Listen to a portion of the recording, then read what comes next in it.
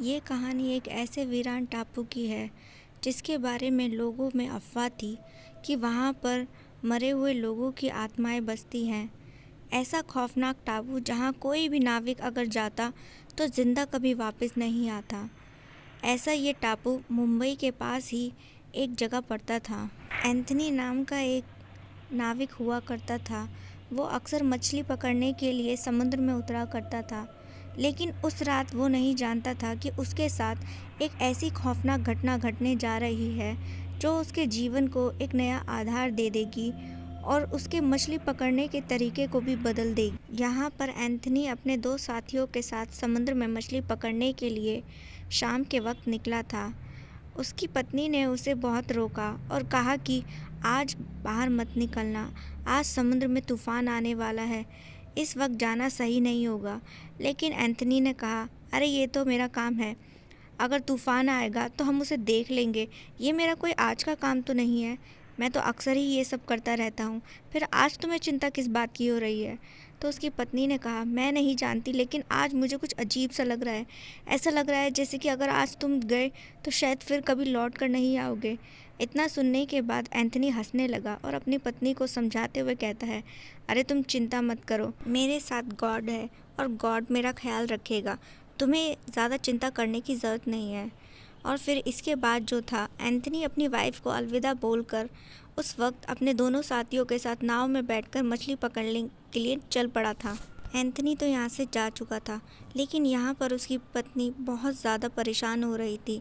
उसके 10 साल का बेटा ये सब देखकर उससे कहता है, माँ क्या हुआ, आप इतनी परेशान क्यों रही हैं, पापा तो हमेशा ही जाते हैं ना। तो इस पर उसकी माँ ने कहा, हाँ बेटा, लेकिन आज कुछ अजीब ही सा लग रहा है। यहाँ पर आगे एंथनी अपने दोनों सहायकों के साथ मछली पकड़ने के लिए जब समुद्र में निकला तो कुछ दूर जाने के बाद उन्हें एहसास हुआ कि वो जहाँ पर मछली पकड़ रहे हैं वहाँ पर कोई भी मछली उनके हाथ नहीं आ रही थी।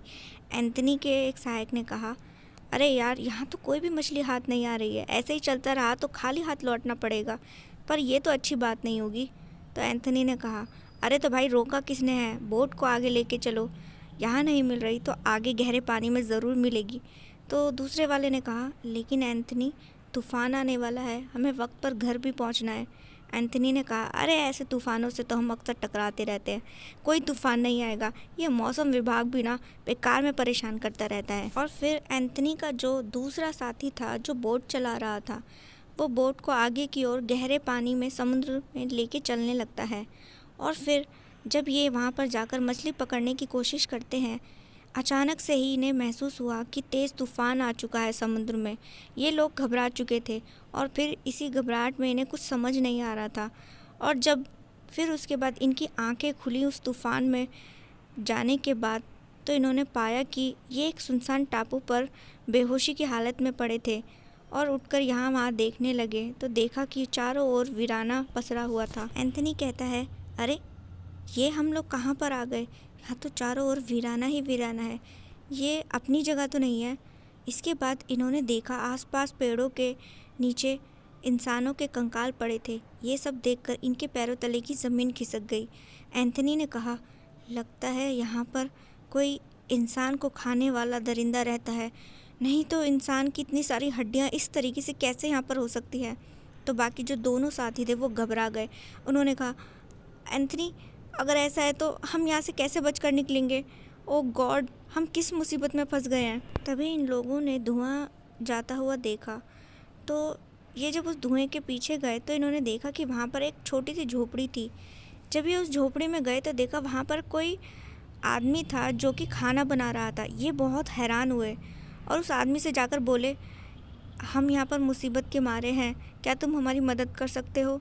तो उस आदमी ने कहा, शौक़ से, तुम जब चाहो तब मेरी मदद ले सकते हो। तो इस पर एंथनी ने कहा, भाई देखो, हम यहाँ पर समुद्र में मछलियाँ पकड़ने आए थे, लेकिन तूफ़ान की वजह से हमारी नाव टूट गई और हम यहाँ तक बहते बहते पहुँच गए हैं।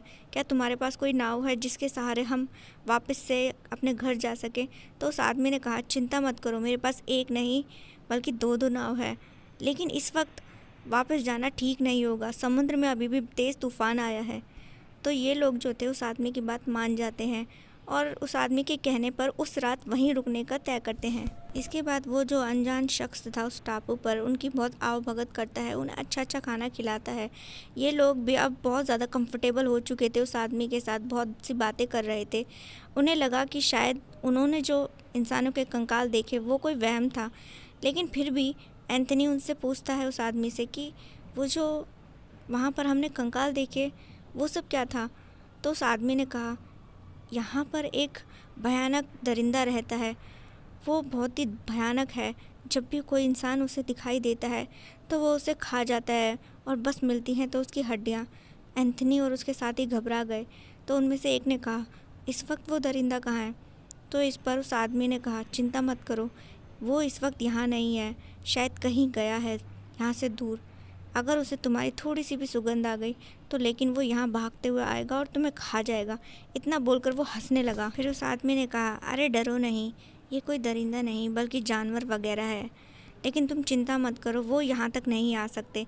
मैंने यहाँ पर आग वगैरह जला के रखी है जिससे यहाँ के जानवर थोड़ा डरते हैं। तो इसके बाद खा पी कर ये लोग रात में सब सो जाते हैं। अब यहाँ पर एंथनी और उसके दोनों जो साथी थे, जब वो सो रहे थे, इन्हें कुछ अजीब सी आवाज़ सुनाई दी। यह आवाज़ जो थी बेहद डरावनी और खुखार सी थी। इन तीनों की ही नींद एक साथ अचानक से खुल गई। ये उठकर एक दूसरे की ओर देखते और कमरे में फिर चारों ओर देखने लगते। एंथनी ने कहा, क्या तुमने भी वो आवाज़ सुनी जो मैंने सुनी। तो यहाँ पर जो उसके बाकी साथी थे वो भी कहते हैं, हाँ भाई, हमने भी सुनी। इसके बाद जो था, एंथनी देखता है कि वो जो वहाँ उस घर का रहने वाला आदमी था वो कहीं गायब है, क्योंकि वो भी उन तीनों के साथ ही बाजू में सोया था। अब ये लोग डर के मारे उस बंदे को तलाशने लगे पूरे घर में।